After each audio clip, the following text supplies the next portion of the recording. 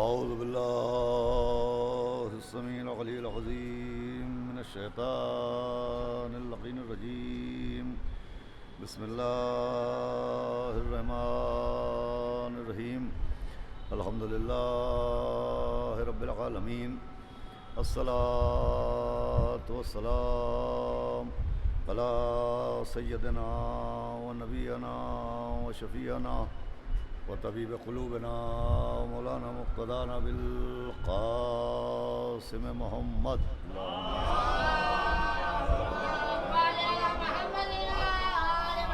وآله الطيبين الطاهرين المعصومين ولعنة الله على أعدائهم أجمعين من يومنا هذا إلى يوم الدين. أما بعد فقد قال الله سبحانه تبارك وتعالى في القرآن المجيد والفرقان الحميد. بسم الله الرحمن الرحيم. إن الدين عند الله الإسلام. ایک صلوات پڑھ لیں محمد.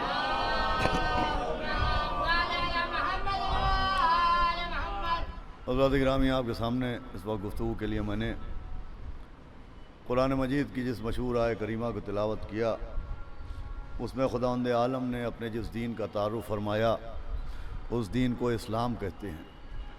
یہ اسلام وہ دین ہے کہ جب آپ تاریخ اسلام پڑھیں تو جہاں تاریخ اسلام میں آپ کو بہت سے مناظر اور بہت سے واقعات اور بہت سی جنگیں اور بہت سی باتیں ملیں گی، وہیں آپ کو تاریخ اسلام میں ایک منظر یہ بھی ملے گا کہ خود پیغمبر اسلام سرکار ختمی مرتبت حضرت رسالت مآب جناب احمد مصطفیٰ محمد مصطفیٰ صلی اللہ علیہ وسلم کی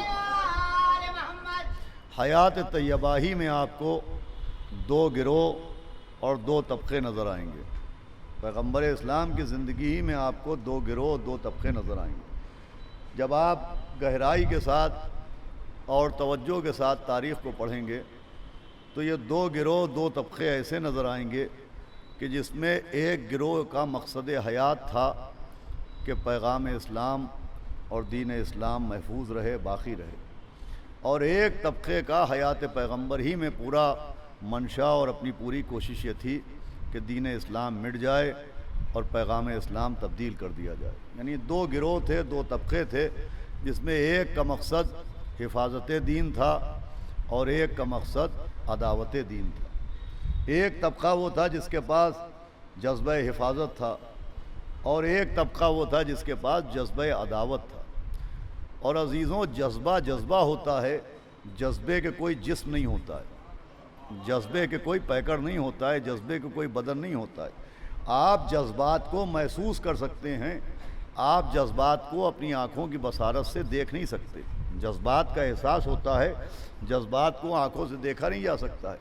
تو ویسے ہی حفاظت بھی ایک جذبہ ہے اور عداوت بھی ایک جذبہ ہے. نہ جذبہ حفاظت کے پاس جسم ہے اور نہ جذبہ عداوت کے پاس کوئی جسم ہے.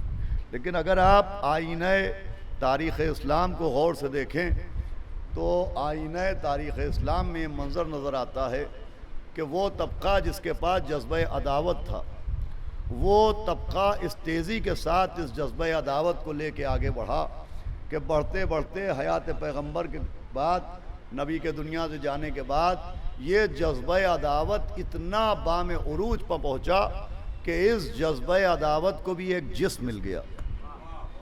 عداوت کے جذبے کو ایک جسم مل گیا اور اسی عداوت کے جذبے کے جسم کا نام یزید ہے. اور جو سنیے گا، جذبہ عداوت کو ایک پیکر ملا، ایک جسم ملا، اور اسی جذبہ عداوت کے جسم کا نام یزید ہے.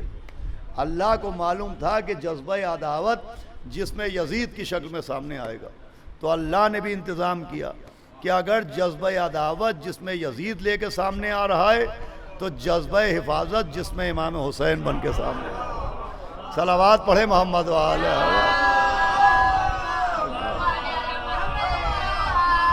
اور مختصر گفتگو ہے کہ عداوت کا جذبہ جس میں یزید کو لے کے آیا، تو حفاظت کا جذبہ جس میں امام حسین علیہ السلام بن کے سامنے آیا. اب یہ کربلا میں دو جذبوں کی جنگ ہوئی.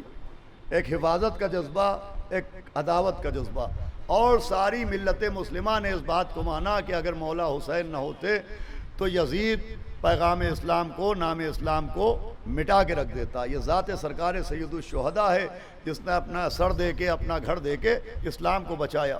اس بات کو پوری ملت مسلمہ مانتی ہے، اور خواجہ اجمیری کی ربائی کی شکل میں پوری دنیا میں اعلان ہوتا ہے کہ شاہ است حسین، بادشاہ است حسین، دین است حسین، دی پناہ است حسین، کہ مولا حسین ہی دین ہیں اور مولا حسین ہی دین کو پناہ دینے والے ہیں۔ توجہ سنیے گا، یہ سب مانتے ہیں کہ میدان کربلا میں مولا حسین نے 10 محرم کو اپنا گھر دے کے، اپنا سر دے کے اسلام کو بچایا۔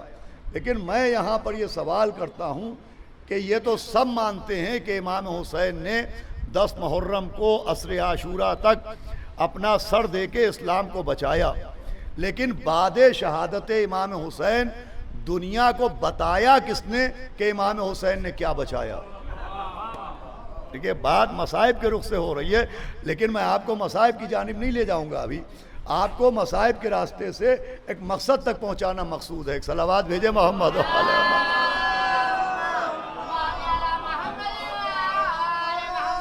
بھائی امام حسین علیہ السلام کی شہادت کے بعد دنیا کو یہ بتایا کس نے کہ امام حسین نے کیا بچایا؟ کیا شمر ملعون نے بتایا؟ کیا عمر سعد نے بتایا؟ کیا خولی نے بتایا؟ کیا سنان نے بتایا؟ کیا ہرملہ نے بتایا؟ کیا ان ملائین نے بتایا کہ امام حسین نے کون سا تصور توحید بچایا ہے، کون سا تصور نبوت بچایا ہے؟ امام حسین نے کون سا اسلام بچایا ہے، کون سا قرآن بچایا ہے؟ یہ کس نے بتایا؟ تو دیکھیے اللہ نے اس کے لیے بھی ایک انتظام کیا تھا کہ بچانے کے لیے بھائی کو بھیجا گیا، اور بچا ہوا دین دنیا کو بتانے کے لیے بہن کو بھیجا گیا۔ یہ بھی ایک انتظام ہوا کہ بچانے کے لیے امام حسین آئیں گے، اور یہ بچا ہوا دین دنیا تک پہنچانے کے لیے اپنے ساتھ بی بی زینب کو لائیں گے۔ دیکھیں بی بی زینب کا میدان کربلا میں آنا یہ صرف بھائی بہن کی محبت کا نتیجہ نہیں ہے۔ بھئی میں جملہ عرض کرتا ہوں کہ زینب بھائی و بہن کی محبت کا نام نہیں ہے، بی بی زینب کربلا کی ضرورت کا نام ہے، کربلا کی ضرورت کا نام ہے۔ اسی لیے جب بی بی دنیا میں آئیں اسی وقت لوگوں نے پوچھا کہ یا نبی اللہ اس بچی کا کیا نام ہے؟ فرمایا اس کا نام ہے زینب۔ دیکھیں زین کہتے ہیں زینت کو، اب کہتے ہیں اپنے باپ کو۔ زینب کا مطلب اپنے باپ کی زینت۔ اللہ اکبر، کس باپ کی زینت؟ جو کعبے کی زینت وہ علی، جو محراب کی زینت وہ علی، جو قرآن کی زینت وہ علی، جو کل ایمان وہ علی، جو مرد میدان وہ علی، جو ساقی کوثر وہ علی، جو فاتح خیبر وہ علی، جو جناب امیر وہ علی، جو مولائے غدیر وہ علی، جو قطب الاقطاب وہ علی، جو حبیب الاحباب وہ علی، جو صاحب طور وہ علی، جو کتاب مستور وہ علی، جو آدم کو توبہ سکھائے وہ علی، جو نوح کا سفینہ چٹکی سے پکڑ کے کنارے پہنچائے وہ علی، جو ابراہیم کو آگ سے بچائے وہ علی، جو موسیٰ کا بازو پکڑ کے دریا پار کرائے وہ علی، جو یعقوب کی آنکھوں کے اندھیرے میں چراغاں فرمائے وہ علی، جو یونس کو بطن ماہی کے زندان سے نکال لائے وہ علی، جو عیسیٰ کو مردے زندہ کرنے کا ہنر سکھائے وہ علی۔ ارے کائنات کی زینت کو علی کہتے ہیں، علی کی زینت کو زینب کہتے ہیں۔ صلوات پڑھے محمد علیہ وسلم۔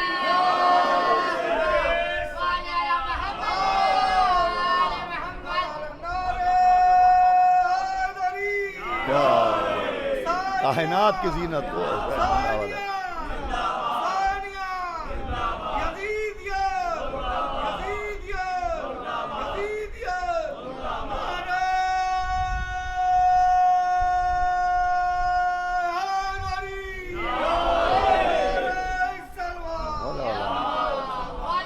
کائنات کی زینت کا نام مولا علی ہے، اور مولا علی کی زینت کا نام بی بی زینب ہے۔ سنیے گا، کسی مقصد کے تحت میں آپ کی خدمت میں عرض کر رہا ہوں کہ بی بی زینب نے بچا ہوا دین دنیا تک پہنچایا۔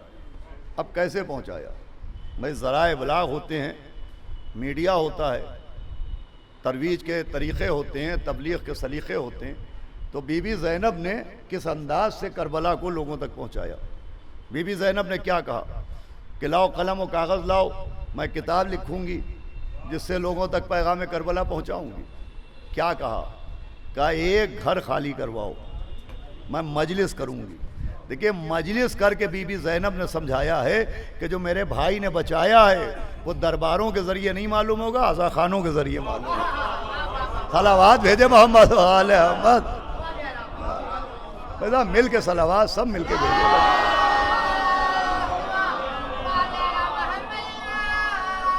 کیونکہ میں چاہتا ہوں کہ ہمارے نوجوان جو یہ مجلسیں ہوتی ہیں ان کی امپارٹنس کو سمجھے، یہ مجلسیں کیا ہیں۔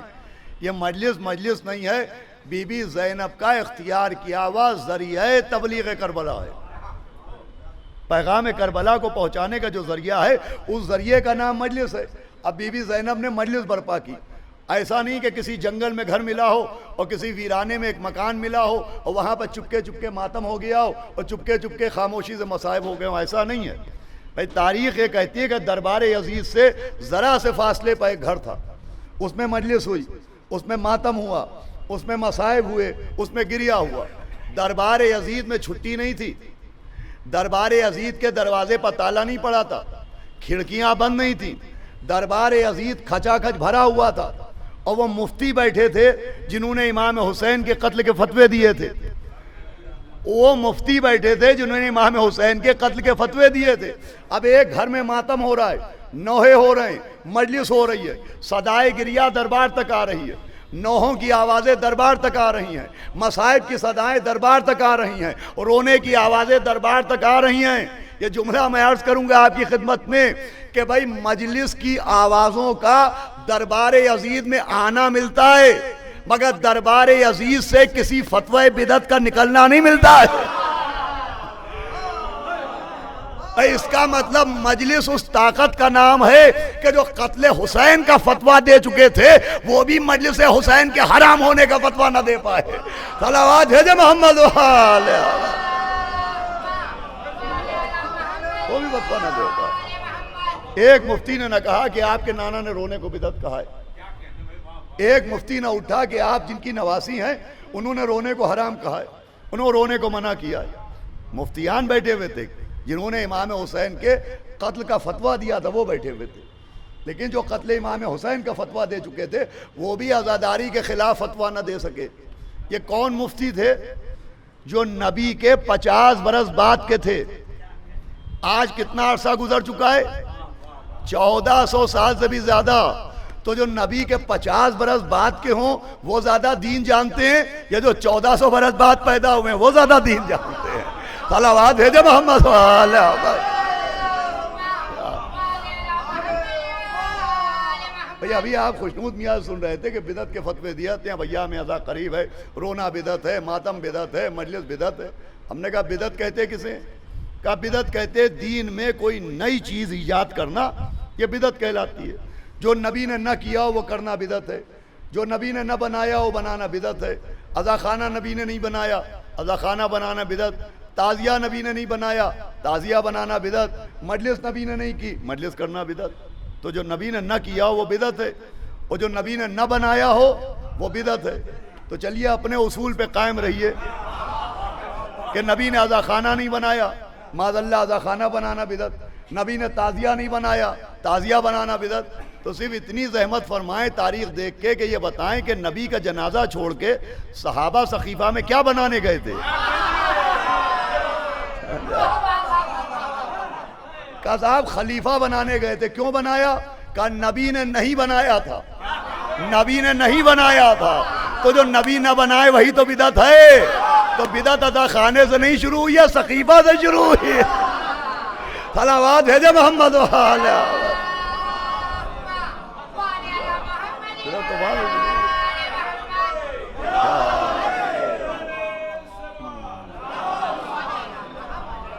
خیر یہ تو عزیزوں آپ کو متوجہ کرنے کے لیے تھا۔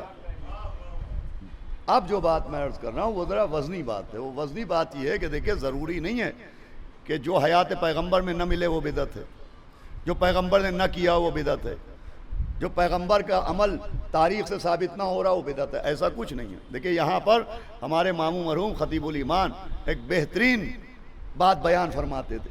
وہ فرماتے تھے کہ صاحب اگر یہ طے کر لیا جائے کہ جو نبی نے نہیں کیا وہ کرنا بدعت ہے تو ہر مسلمان سب سے پہلے اپنے باپ کو سلام کرنا چھوڑے، اپنے باپ کا احترام کرنا چھوڑے۔ اس لیے کہ سڑی سے سڑی کتاب میں اور گلی سے گلی روایت میں بھی نہیں ملتا کہ کبھی نبی نے اپنے والد جناب عبداللہ کو سلام کیا ہو، اپنے والد کا احترام کیا ہو، اپنے والد کی تعظیم کی ہو۔ کوئی کتاب، کوئی رسالہ، کوئی روایت، کوئی ایرا غیرہ، کوئی ابو ہریرہ نہیں لکھتا ہے۔ صلوات بھیجے محمد علیہ۔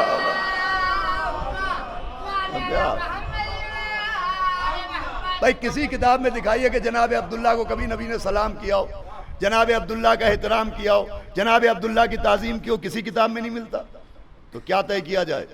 ہم اپنے باپ کو سلام کرنا چھوڑ دیں، اپنے والد کا احترام کرنا چھوڑ دیں؟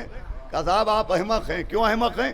کذاب نبی نے جناب عبداللہ کو سلام نہیں کیا، مگر سمجھیے تو کہ کیوں نہیں کیا؟ کیوں نہیں کیا؟ کہ پیغمبر کی زندگی میں ان کے والد زندہ ہی نہ تھے۔ فرما رہے ہیں آپ، ان کے والد زندہ ہی نہ تھے۔ تو اگر جناب عبداللہ زندہ ہوتے تو کہا نبی سلام بھی کرتے، نبی احترام بھی کرتے۔ بھائی یہی مسئلہ ہے، جیسے حیات رسول میں اگر ان کے والد زندہ ہوتے تو نبی سلام بھی کرتے، نبی احترام بھی کرتے۔ تو اگر نبی کی زندگی میں واقع کربلا ہوا ہوتا تو نبی ماتم بھی کرتے، نبی مجلس۔ صلوات بھیجے محمد علیہ۔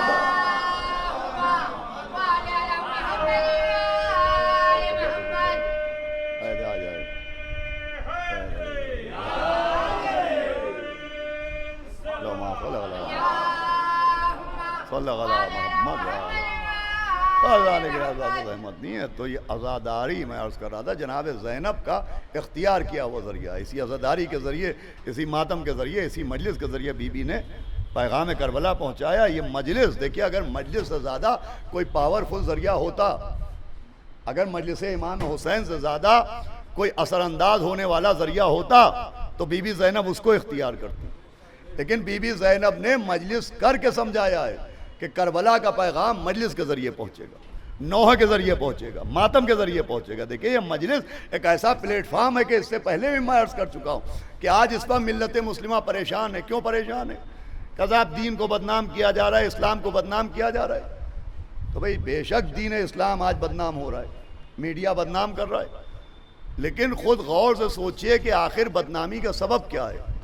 تو عزیزوں، سبب یہ ہے کہ دین کی وجہ سے بدنام نہیں ہو رہا ہے، دین مبلغین کی وجہ سے بدنام ہو رہا ہے۔ صلوات بھیجے محمد علیہ محمد۔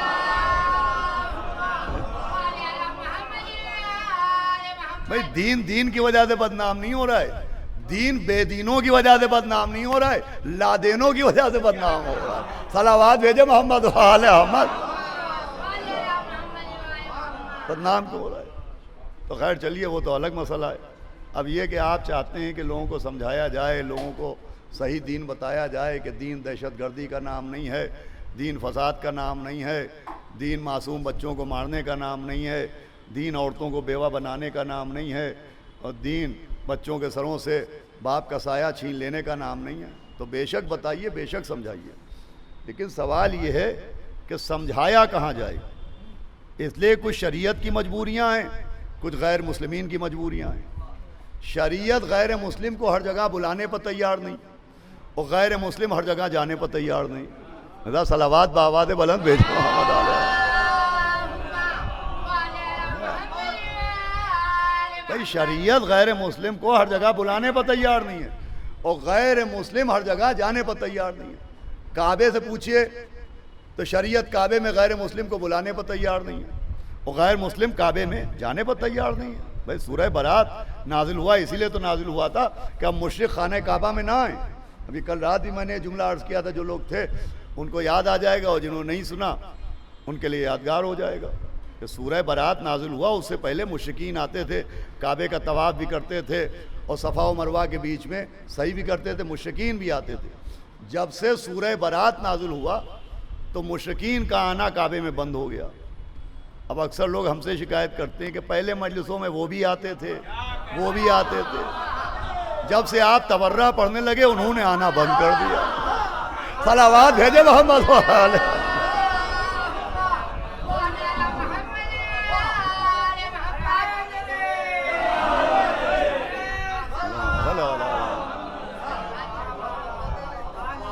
تو بھائی سورہ برات سے پہلے حضرت ابو جہل بھی آتے تھے، حضرت ابو لہب بھی صلوات بھیجے محمد و آل احمد۔ تو جب سے سورہ برات صاحب نازل ہوئے، پالنے والے کیوں نازل کر دیا یہ؟ ارے سب آ رہے تھے، سب طواف کر رہے تھے، صفا و مروہ کے بیچ میں صحیح کر رہے تھے، آنے دیتا؟ شاید آتے آتے سدھر جاتے، مقدس گھر ہے، شاید آتے آتے سدھر جاتے۔ کہاں مقدس جگہوں کا قانون سمجھا رہے ہیں، یہاں آتے آتے نہ سدھرنا، سدھر کے آنا۔ صلوات بھیجے محمد۔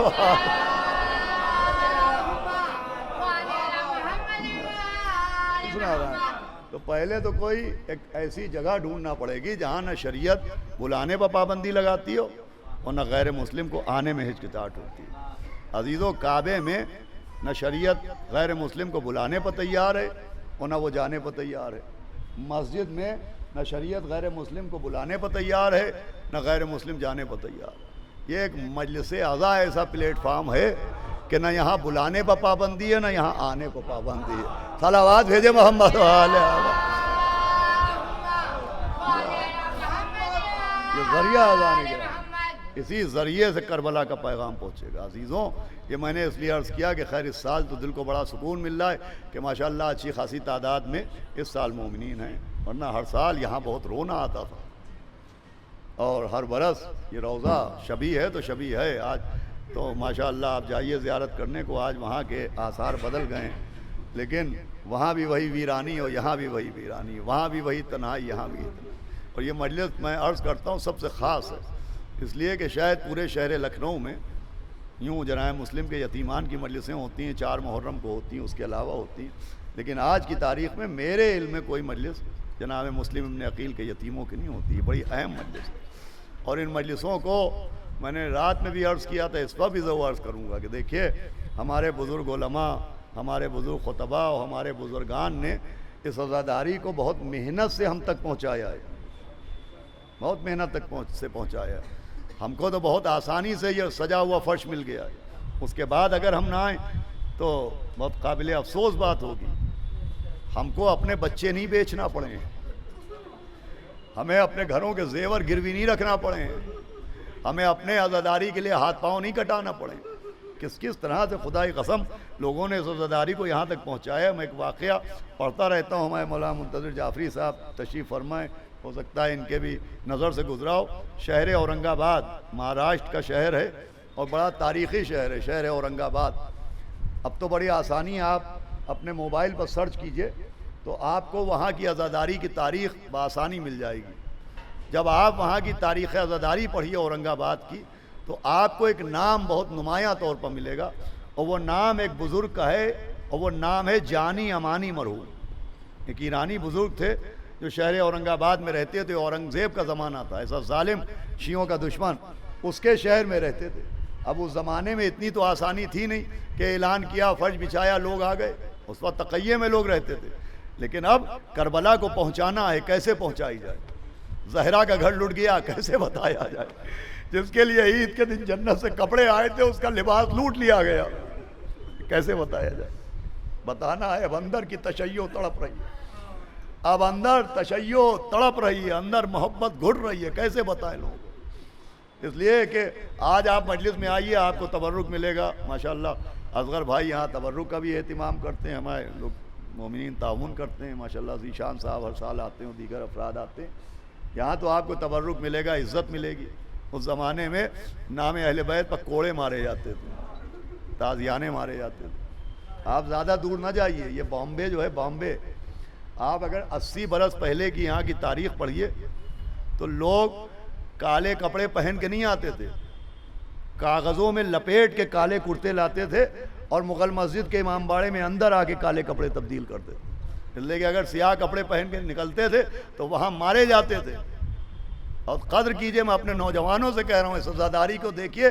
آج ہم جو کچھ بھی ہیں، وہ ہمارے پاس جو کچھ بھی ہے وہ صدقہ فرش عزائے سید الشہداء ہے، اس کے سوا کچھ نہیں۔ میں اپنی بات کروں، ہمارے بچوں کے منہ میں جو لقمے جاتے ہیں، خدا کی قسم یہ فاقے کریں اگر امام حسین السلام کی مجلسیں نہ ہوں۔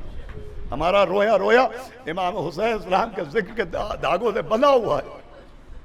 قدر کرنا چاہیے عزاداری کی، اور ماشاءاللہ اس سال آئیں، ہر سال اس مجلس میں خاص کر کے آئیے تو میں عرض کر رہا تھا کہ جانی امانی صاحب مرحوم، اب وہ کیسے مجلس کریں، اورنگزیب کا زمانہ ہے اور جگہ جگہ سپاہی جاسوس سپاہیوں کی شکل میں اور دیگر شکلوں میں گھوم رہے ہیں۔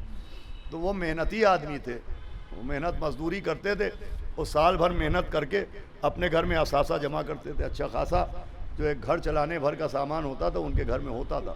لیکن عاشور کے دن جب عصر کا وقت آتا تھا تو اپنے بیوی بچوں کو گھر کے پیچھے گلی میں بٹھا دیتے تھے، وہ ایک پردہ کر دیتے تھے ان کے لیے، بیوی بچے کونے بیٹھے، پھر وہ اپنے گھر کے دروازے کھولتے تھے، وہ کہتے تھے آؤ میرا گھر لوٹ لے جاؤ۔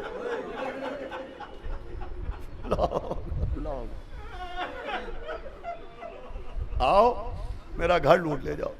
تو لوگ آتے تھے، کوئی بستر لے گیا، کوئی زیور لے گیا، کوئی برتن لے گیا، کوئی گدے توشکیں لے گیا، کیلے نکال کے لوگ لے آتے تھے۔ اب 1 سال 2 سال 3 سال 4 سال، اب ایک اچھا خاصا صحیح الدماغ آدمی، محنتی آدمی سال بھر محنت کرتا ہے اور ایک دن خاص وقت کے اوپر اپنا گھر لٹا دیتا ہے۔ تو اب لوٹنے والوں کے دماغوں میں بھی آیا کہ آخر یہ اپنا گھر کیوں لٹا دیتا ہے۔ دیکھیے جو عزاداری کے طریقے ہیں، ان طریقوں کے اوپر جو ہمارے بزرگوں نے رائج کی، اعتراض نہیں کرنا چاہیے، یہ کربلا پہنچانے کے لیے ہیں۔ یہ بات بھی 2 منٹ ہو سکتا ہے زیادہ ہو جائیں گفتگو کے، لیکن برداشت کیجئے گا۔ ایک آدمی سڑک پر قہقہے لگا رہا ہو، اس سے کوئی نہیں پوچھتا تم ہنس کیوں رہے ہو۔ فرش اعضا پہ ایک آدمی چیخے مار کے رو رہا ہے، دیکھنے والا سوچے گا یہ رو کیوں رہا ہے۔ آپ 10,000 کے جوتے پہن کے نکلیے، کوئی نہیں پوچھے گا تم نے اتنے مہنگے جوتے کیوں پہنے۔ عاشور کے دن اجڑے ہوئے بال، کھلا ہوا گریبان، چڑھی ہوئی آستینیں، ننگے پاؤں تال کٹورے چلے جا رہے ہیں۔ ہر آدمی کے دماغ میں آئے گا کیوں۔ آپ 5,000 کا عطر لگائیے، آپ سے کوئی نہیں پوچھے گا یہ خوشبو کیوں لگائے ہو۔ غم حسین میں خون بہا کے نکلیے، ہر آدمی سوچے گا کیوں۔ یہ کیوں کے لیے اہتمام کیا گیا ہے کہ آدمی کے دماغوں میں ہمارا فریضہ ہے، ہمارا آپ کا، کہ ہم لوگوں کے دماغ میں ایک سوالیہ نشان بنا دیں کیوں۔ تو جب ان کے دماغ میں کیوں آئے گا تو پھر کربلا تک بھی پہنچ جائیں گے۔ یہ کیوں کربلا تک پہنچانے کے لیے تو انہوں نے دروازے کھول دی، آؤ میرا گھر لوٹ لے جاؤ۔ اب 1 سال 2 سال 3 سال 4 سال تو لوٹنے والوں کے دماغ میں آیا کہ آخر یہ شخص اپنا گھر کیوں لٹا دیتا ہے۔ تو لوگوں نے کہا بھائی تم کماتے ہو، آخر یہ اپنا گھر کیوں لٹا دیتے ہو۔ تب انہوں نے کہا اس لیے لٹاتا ہوں کہ تم پوچھو کیوں لٹاتا ہوں۔ ارے آج ہی کا دن تھا اور یہی وقت تھا جب زہرا کا گھر کربلا میں لوٹ لیا گیا۔ ارے یہی دن تھا کہ جب عباس کے بازو کاٹے گئے، اکبر کا سینہ چھیدا گیا، علی اصغر کے گلے میں نشانات تاک کے تیر مارا گیا۔ ارے یہی وقت تھا جب حسین ابن علی کے سوکھے گلے پر خنجر چلایا گیا۔ فاطمہ کا بھرا گھر کربلا میں لٹ گیا۔ اللہ ہمارے اصغر کنتوری بھائی کو صحت و زندگی دے۔ میں ابھی اس سے پہلے بھی ایک مجلس میں نے اعلان کیا تھا، یہ بڑا کام ہے کہ ان بزرگوں کا، ہمارے نوجوانوں کو تعاون کرنا چاہیے، طاقت دینا چاہیے بزرگوں کو، کہ اب ان کے ہاتھ پیروں میں اتنا دم نہیں، طاقت نہیں ہے۔ یہ ہمارا فریضہ ہے، ہمارے علماء نے، ہمارے بزرگوں نے بڑی محنت کر کے یہ عزاداری ہم تک پہنچائی ہے۔ اور آج کا دن تو بڑا قیامت کا دن ہے خدا۔ ابھی 9 ذی الحجہ کو ایک مسافر کوفے میں مار ڈالا گیا، بڑی مظلومی کی شہادت تھی۔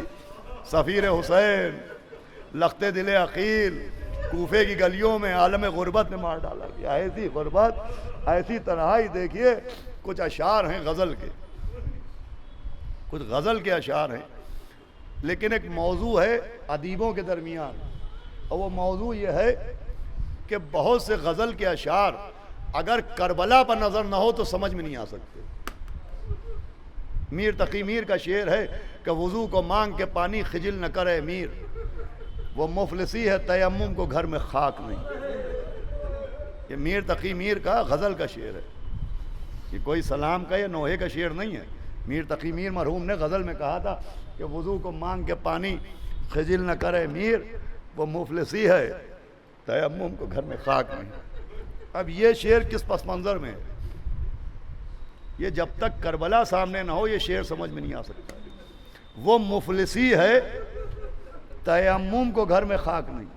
یہ بڑی عجیب سا مصرع ہے اگر آپ ادبی نقطہ نگاہ سے دیکھیں، اس لیے کہ مفلس کے گھر میں خاک تو ہوتی ہے، خاک کے سوا مفلس کیا ہوتا ہے؟ مفلس کی پہچان خاک ہے، اس کے گھر میں خاک اڑتی ہے، لیکن میر تقی میر کہہ رہے ہیں وہ مفلس ہی ہے، تیمم کو گھر میں خاک نہیں، یعنی اب خاک بھی نہیں ہے، تیمم کہاں کیا جائے؟ تو جب تک کربلا سامنے نہ ہوگی یہ شعر نظر نہیں آئے گا۔ جب آپ کربلا کو دیکھے گا تو کربلا میں سمجھ میں آتا ہے کہ ہر طرف خون ہی خون ہے، وہ مفلس ہی ہے، تیمم کو گھر میں خاک نہیں۔ سنیے گا، میں کوشش کرتا ہوں کہ سخت مصائب نہ پڑھوں، جب آپ کو احساس کے ہاتھوں سے آپ کا دل ہلاؤں۔ ایک اور شعر ہے، بیٹھ جاتے ہیں جہاں چھاؤں گھنی ہوتی ہے، ہائے کیا چیز غریب الوطنی ہے۔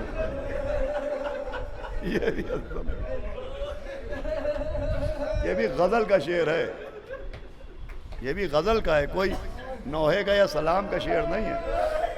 بیٹھ جاتے ہیں جہاں چھاؤں گھنی ہوتی ہے، ہائے کیا چیز غریب الوطن۔ یہ شعر تب سمجھ میں آیا جب جناب مسلم ابن عقیل کی تنہائی کو دیکھا کہ بیٹھ جاتے ہیں جہاں چھاؤں گھنی ہوتی ہے، ہائے کیا چیز غریب الوطنی ہوتی ہے۔ کوفے میں سب کے دروازے بند ہیں، ہم مسلم ابن عقیل کہاں جائیں؟ طوا کے گھر کے سامنے ایک پیڑ کے سائے میں بیٹھے تھے کہ اس مومنہ نے گھر کا دروازہ کھولا، دیکھا کوئی شخص بیٹھا ہے، آواز دی کوفے کے حالات صحیح نہیں ہیں، اپنے گھر چلے جاؤ۔ عجب بے کسی کا جواب دیا کہ جس کا کوئی گھر نہ ہو وہ کہاں چلا جائے۔ لہجے میں ہاشمیت کی خوشبو محسوس کی، کہ تمہارا لہجہ مدنی لوگوں جیسا ہے، ہاشمیوں جیسا ہے۔ تعارف کرایا، یہ سننا تھا کہ مسلم ابن عقیل ہے، ہاتھ جوڑے کا حضرت گھر کے اندر تشریف لائیے، بہت خدمت کی، رات بھر مسلم ابن عقیل نے عبادت کی۔ جب نماز فجر پڑھ چکے تو گھوڑے کی ٹاپوں کی آوازیں آنا شروع ہوئی۔ ایک مرتبہ طوا سے کہا کہ ہم تیرے بہت شکر گزار ہیں کہ تو نے اپنے گھر میں ہمیں پناہ دی، انشاءاللہ محشر میں ہم تیری شفاعت کے ضامن ہیں۔ طوا نے سنا، ہاتھ جوڑے کہ حضرت کہاں جا رہے ہیں؟ کہا آپ باہر فوجیں آ گئی ہیں۔ کہا حضرت میں آپ کو جانے نہیں دوں گی، کہ اگر مان گیا تو لشکر گھر کے اندر آ جائے گا اور تیری بے پردگی ہو جائے گی۔ اے غیرت دار سفیر حسین، ارے کوفہ ہے جہاں آج بزرگ ضعیفہ کی بے پردگی گوارا نہیں، ارے یہی کوفہ ہوگا، علی کی بیٹیاں ہوگی۔ آوازیں بلند ہیں، رو چکے آپ، 2 منٹ مجلس تمام۔ وہی جناب مسلم ابن عقیل روایت میں ہے کہ 2 بیٹے امام حسین کے ساتھ گئے اور 2 جناب مسلم ابن عقیل کے ساتھ۔ جب حالات بدلے تو جناب مسلم ابن عقیل نے اپنے بچوں کو قاضی کے حوالے کیا۔ جناب مسلم ابن عقیل شہید ہوئے، وہ بچے گرفتار ہوئے۔ میں بہت مختصر کر رہا ہوں آپ کی خدمت میں۔ گرفتاری کے بعد قید خانے میں عالم یہ تھا کہ گرم پانی کا پیالہ آتا تھا، سوکھی ہوئی روٹیاں آتی تھیں، بچے وہی روٹی نوش فرماتے تھے، وہی پانی پیتے تھے، پھر شکر خدا کرتے تھے، سجدے میں گر جاتے تھے۔ دربار زندان کے دربان نے دیکھا، بچوں کے آثار کو ملاحظہ کیا، ان کے چہروں کی نورانیت کو دیکھا۔ جب تعارف پوچھا تو بتایا کہ ہم مسلم ابن عقیل کے بیٹے ہیں۔ یہ سننا تھا کہ شہزادو رات آئے گی میں دروازہ کھول دوں گا، میں آپ کو مدینے تک تو نہیں پہنچا سکتا، مگر ایک قافلہ جا رہا ہے جس کے پیچھے پیچھے آپ مدینے پہنچ جائیں گے۔ لیجئے زندان کا دروازہ کھلا، مسلم ابن عقیل کے یتیم زندان سے باہر آ گئے۔ میں کہوں گا شہزادو بڑی مصیبت آپ پر گزری، لیکن کچھ دن کے لیے صحیح زندان سے رہائی تو مل گئی۔ ہائے وہ بچی کیا کرے جو درے زندہ پہ کھڑی دیکھ رہی ہے، آواز دے رہی بوبی اماں، ارے پرندے اپنے گھر جاتے ہیں، سکینہ اپنے گھر کہاں جائے، سکینہ گھر کہاں جائے۔ بہرحال بہت مختصر کر رہا ہوں، آپ کی آوازیں بلند ہیں، آپ رو چکے۔ جناب مسلم ابن عقیل کے یتیم بچے رات کا اندھیرا جہاں سے چلے تھے وہیں واپس آئے، پھر ایک شجر پر پناہ لی۔ صبح زوجہ حارث کی کنیز کنویں میں پانی بھرنے آئی، دیکھا کنویں کے پانی میں 2 چاند چمک رہے ہیں۔ بچوں سے تعارف پوچھا، بچوں نے حسب نسب بتایا۔ اس نے ہاتھ جوڑے کہ میری مالکہ بہت محب اہل بیت ہے، آپ ہمارے گھر چلیں، ہماری مالکہ آپ کو دیکھ کے بہت خوش ہو جائے گی۔ بچوں کو لے کے گھر آئی۔ زوجہ حارث کو جیسے ہی معلوم ہوا کہ مسلم ابن عقیل کے بچے ہیں، قدموں میں گر گئی، ہاتھ جوڑے، پانی پلایا، کھانا کھلایا، پھر ایک حجرے کے اندر لے کے آئی اور کہا کہ میرا شوہر بہت ظالم ہے، اعلان ہو چکا ہے کہ جو آپ کے سر کاٹ کے لائے گا ابن زیاد ملعون اسے انعام دے گا۔ میرا شوہر آپ ہی کی تلاش میں ہے، دیکھیں حجرہ حاضر ہے، اس کے اندر ہی رہیے گا، باہر نہ آئیے گا۔ بچے حجرے کے اندر تھے، حارث ملعون اپنے گھر میں داخل ہوا، بچوں کی خوشبو محسوس کی، زوجہ سے دریافت کیا، زوجہ نے کچھ نہ بتایا، لیکن رات گزری تو ایک بچہ سوتے سوتے اٹھا، اپنے بھائی کو جگایا کہ ہم نے خواب میں دیکھا ہے کہ نانا رسول خدا آئے ہیں۔ ارے بھائی یہ منظر ہمیں زندان شام میں بھی نظر آیا کہ ایک بچی بابا کا سر لے کے روئی، اور اس کے بعد کہا بوبی اماں میرا بابا خواب میں آیا تھا۔ عزیزوں اس کے بعد جو حارث نے گستاخی کی میں بیان نہیں کر سکتا۔ ایک جملہ آپ کو سنانا ہے، ملعون دریا کے کنارے لے کے آئے اور بھائی کو بھائی کے سامنے ذبح کیا۔ دیکھیے عزیزوں میں عرض کرتا رہتا ہوں کہ کربلا میں وہ اہل بیت اطہار کے لیے صرف شریعت کے قانون پامال نہیں کیے گئے، شرافت کے قانون بھی پامال کیے گئے۔ بہت سے شرافت کے قانون ہیں، بہت سے شریعت کے قانون ہیں۔ شرافت کے قانون بھی پامال کیے گئے اور شریعت کا قانون بھی پامال کیا گیا۔ دیکھیں قانون شریعت یہ ہے کہ قربانی ہوتی ہے، باعث ثواب ہوتی ہے، لیکن قربانی کے لیے بھی قانون یہ ہے ایک دمبے کو دوسرے دمبے کے سامنے ذبح نہ کرنا۔ اللہ اکبر، قانون ہے کہ ایک دمبے کو دوسرے دمبے کے سامنے ذبح نہ کرنا، مگر ہائے اہل بیت کے یتیم کہ ایک بھائی دوسرے بھائی کے سامنے ذبح ہو رہا ہے۔ ارے یہی منظر جو نہر فرات کے کنارے آج نظر آیا، یہی کربلا میں نظر آیا کہ ایک بھائی کمر کو پکڑے ہوئے پہنچا، دیکھا ایک بھائی کے بازو کٹے ہوئے ہیں، خون میں غلطہ، آواز یا اخی عباس، اللہ اکبر۔ مجلس تمام ہوئے۔ اب آپ کو یہ زیارت ہے شہزادوں کی، جناب محمد ابن مسلم اور جناب ابراہیم ابن مسلم۔ خدا قسم اگر آپ ترجمے کے ساتھ پڑھیے تو یہی رونے کو بہت ہے کہ ایھا الیتیمان ایھا القتیلان ایھا الذبیحان۔ اللہ کیا کیا فکر ہے اور کیا معصومیت تھی بچوں کی۔ وہ ایک روایت سنے، وہ بہت معتبر روایت، ابن زیاد ملعون اللہ اس کے عذاب میں اضافہ کرے، زیاد کا بیٹا، ظالم باپ کا ظالم بیٹا، اور اس نے اعلان بھی کیا ہے کہ جو بچوں کو گرفتار کر کے لائے گا اس کو انعام دیا جائے گا۔ یہ حارث ملعون، خدا کی لعنت ہو، یہ جب بچوں کے سر کاٹ چکا تو اس نے ان سروں کو اپنے ایک جھولے میں رکھا اور وہ لے کے ابن زیاد کے یہاں گیا، اور اس نے کہا ابن زیاد تو نے اعلان کیا ہے کہ جو بچوں کو لائے گا اس کو انعام دیا جائے گا؟ کہا ہاں میں نے اعلان کیا ہے۔ تو اس نے کہا میں بچوں کو لے آیا ہوں، اور یہ کہنے کے بعد اس نے ایک مرتبہ اپنا جھولا جو الٹا اور بچوں کے کٹے ہوئے سر نکلے تو ابن زیاد جیسا ملعون اپنی جگہ سے اٹھا اور بیٹھ گیا۔ عزیزو آپ اندازہ لگائے جب ایک دشمن اہل بیت کے اوپر بچوں کے کٹے سر دے کے یہ عالم ہوا، تو جب ماں نے بچوں کے کٹے ہوئے سر دیکھے ہوں گے تو ماں کے کلیجے پر کیا گزری ہوگی کہ گود کے پالے یتیمان مسلم، کٹے ہوئے سر۔ اللہ لعنت اللہ